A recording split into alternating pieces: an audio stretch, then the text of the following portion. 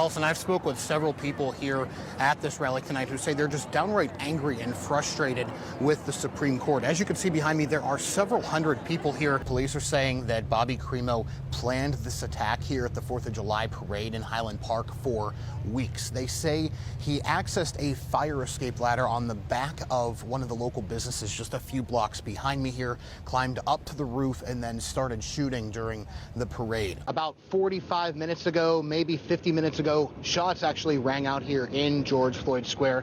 Things have kind of gotten back to normal. As you can see behind me, people are starting to filter back into this memorial known as George Floyd Square. Some businesses in Kenosha have had boards on their windows and doors since August, while others, like Frank's Diner here, put their boards back on their windows on Monday in anticipation of the decision in the Jacob Blake case. Just before jurors entered the courtroom to announce their verdict, Kyle Rittenhouse sat at the defense table, visibly nervous and anxious. Just 3 rows behind him sat his mom and 2 sisters who were all crying. But that all changed just minutes later. All of the entrances to the state capitol here in Madison have been blocked off Sunday. Behind those barricades stand law enforcement and armored trucks just in case of potential armed protests here at the Capitol. There's at least 6 inches of snow out here, and there's a lot. If you have snow on your car and you need to get somewhere today, there is a lot of snow on these cars. I mean, you're going to be brushing for quite a while, so give yourself a little bit of extra time. That car crash and shooting happened just a block up from where we're standing on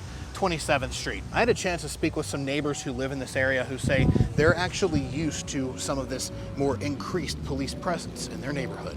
On Friday, Alex Hook was at recess here at Riverview School in Silver Lake when he was hit in the head with a flying piece of metal. That metal came from a lawnmower that was being used to cut the grass in the center median of the roadway in front of the school. Even though school supplies have been on the shelves for the last month or so, many families might feel that the new school year really kind of snuck up on them. That's why a lot of families used this last weekend before classes start to get some last-minute items. The judge denied 2 motions on Friday, both from the defense. One of the motions was to dismiss the case. The other was to bar the jury from hearing evidence gathered by police in the first 2 interviews with Brooks after he was taken into custody. But things got heated between Brooks, the judge, and deputies after what ended up being a long morning.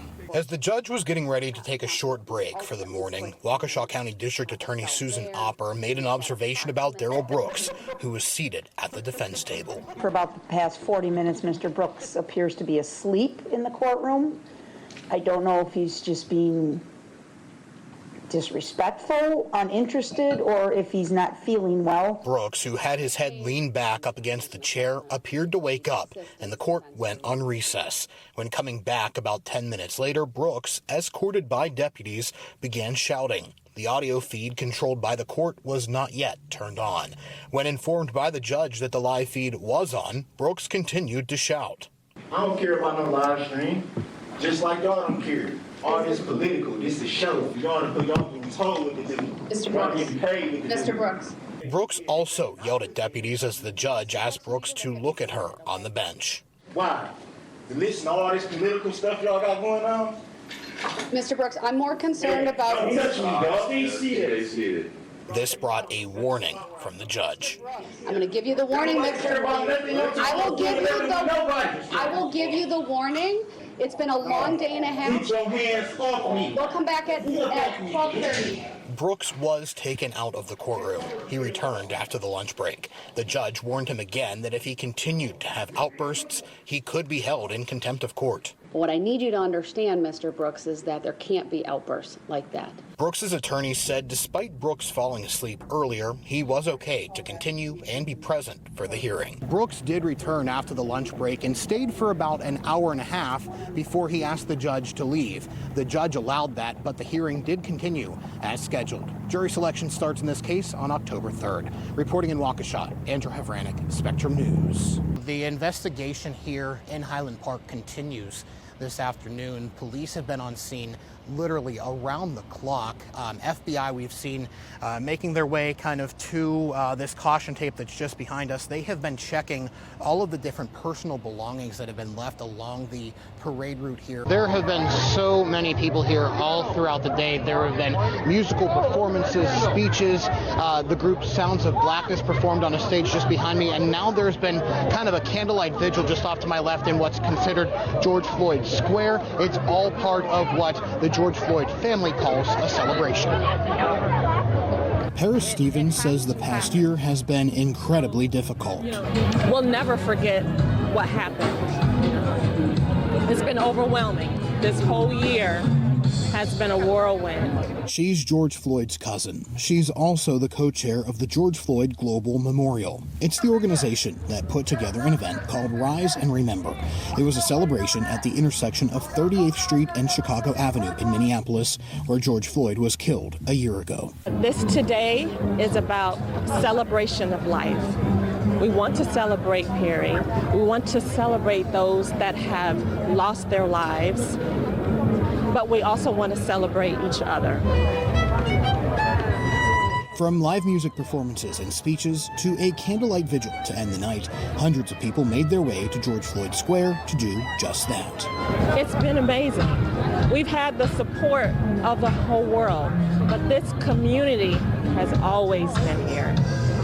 It's always kept this place sacred and fighting for the streets. Stevens says a lot of work still has to be done. We've been here for over 400 years. Things are not going to change overnight. It's not. But as long as you have a heartbeat, change can happen. A big part of that work is urging U.S. senators to, as she said, walk the walk. First of all, we need to pass that Police Reform Act. But she said the past year has shown her it's possible, even though it's been tough. We know that change has come, and it gives us hope. It's hope for the community. It's hope for all. Now, this time last year, emotions were running high. There was a lot of unrest, both in Minneapolis and across the country. But as you heard George Floyd's cousin there say, there is a sign of optimism this evening. Reporting live in Minneapolis, Andrew Havranek. For George Floyd. Both Milwaukee mayoral candidates believe they'd bring something different to City Hall. For Cavalier Johnson, he says his experience growing up in what he called a depressed neighborhood will help him, while on the other hand, Bob Donovan says his experience in elected office will help him get more things done. They got to walk a red carpet into like this gathering area. Then they lined up by class and they went inside. So those students, first day of school, they're already in classes this morning. This is Leroy Butler's brand new locker here at the Pro Football Hall of Fame in Canton. You have his Packers helmet, his blue high school football helmet, and of course his game-worn Packers jerseys, all on display here at the Pro Football Hall of Fame. He's being enshrined this weekend, and I had a chance to speak with some fans who traveled from Green Bay to find out what this weekend means to them as fans. Scott Cagle and his godson, Tyler Buchholz, made the nearly 600-mile drive from Green Bay to Canton, Ohio, for one reason. Down here to see Leroy Butler go in. This was Buchholz's first time at the Pro Football Hall of Fame, but Cagle has made the trip several times. This probably marks my 7th or 8th time that I remember. I was here in 03 when Lofton went in, saw him go in. 16 when Favre went in, 18 Kramer. 13, when Robinson went in, and now here with Butler. Soon, Butler's bronze bust will be on display at the Hall, but fans can already check out that locker full of memorabilia inside. It's an exciting thing for Packers faithful, whether from Green Bay or not. Tim Parsons, known as the ultimate Packer backer, is from Louisville, Ohio.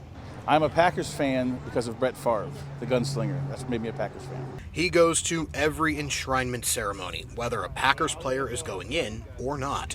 And yes, he goes dressed up just like this every time, decked out in green and gold. These little guys, they're my rivals. I've got Detroit, Chicago, and Minnesota. They're my little voodoo dolls. I made those up. And this other necklaces that I've made, little trinkets, Hall of Fame, Kramer. His cheesehead, though, changes every year. I got the Madden bust and the mini Madden, and then I've got Leroy Butler leaping into the hall on the other side. So I came up with those, and next year will be something different. For Green Bay faithful, decked out in green and gold like Parsons or not, the trip to see a Packers legend to get his recognition is something special. Yeah, it's amazing, like well-deserved, like Scott said, like we're both season ticket holders, lifetime Packer fans, you're watching all the games, and you know, you support these guys and the team, so you're really happy for what they worked hard for, and they really deserve it. And for fans of Leroy Butler, a career worthy of forever recognition can finally be celebrated. Reporting from the Pro Football Hall of Fame in Canton, Ohio, Andrew Havranek, Spectrum News. Rehearsing with her fellow orchestra classmates.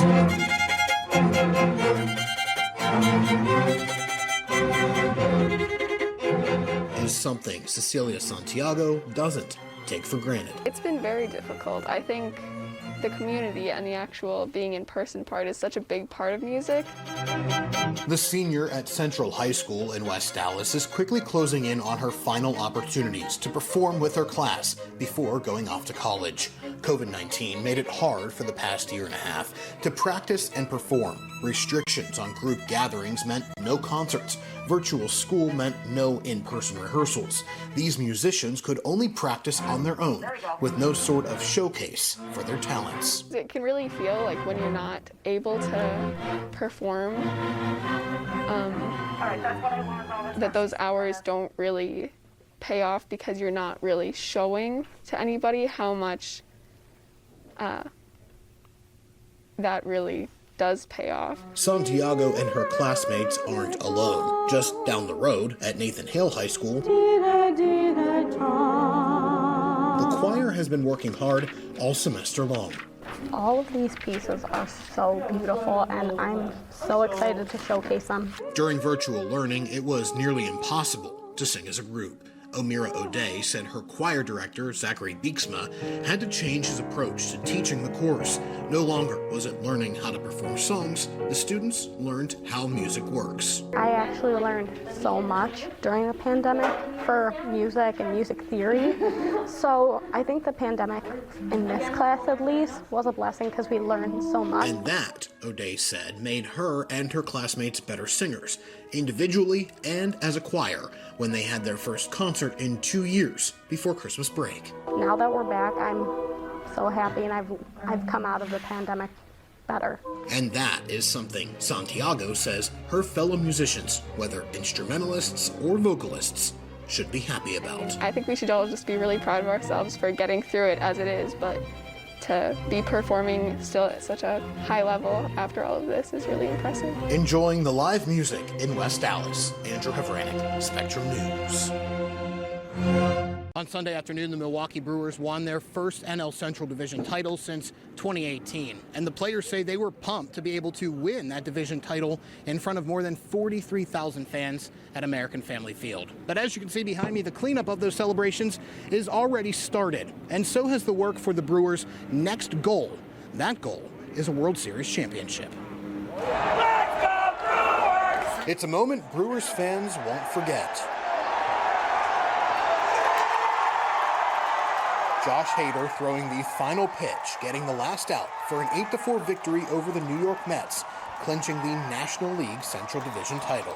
It was up in the air. It felt like it was up in the air for a little bit longer than I thought, but Yelly came down, and that's the special thing. It's get 3 outs and take the division is special. The celebration started on the field, then went to the clubhouse where the champagne shower was shown on the Jumbotron in front of more than 43,000 fans. Huge. It's absolutely huge. Yeah. It's great. Following that big Bucks championship, let's keep it rolling for the Brewers, baby.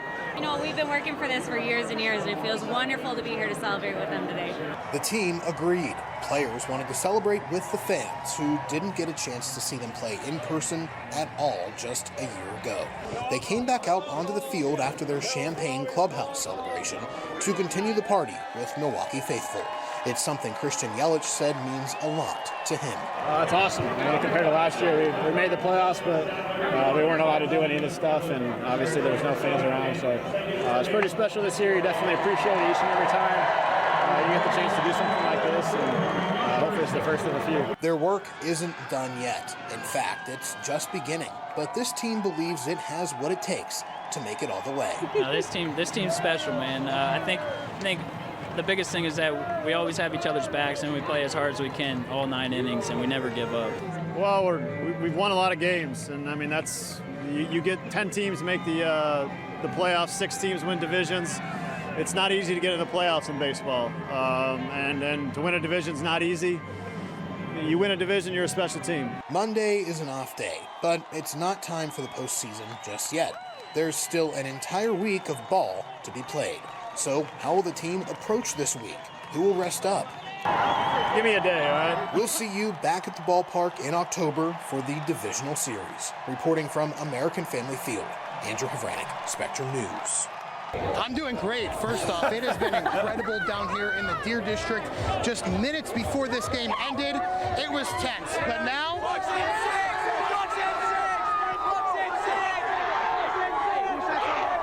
as I said, it has been absolutely incredible. I'll let you get a view of this.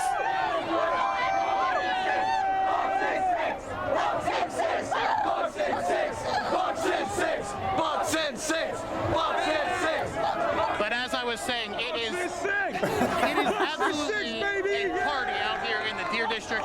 These fans are chanting Bucks in 6, and that came true. I just want to say I really love Milwaukee, and this is a great game, and let's go Bucks and only fans! Woo! Let's go Bucks.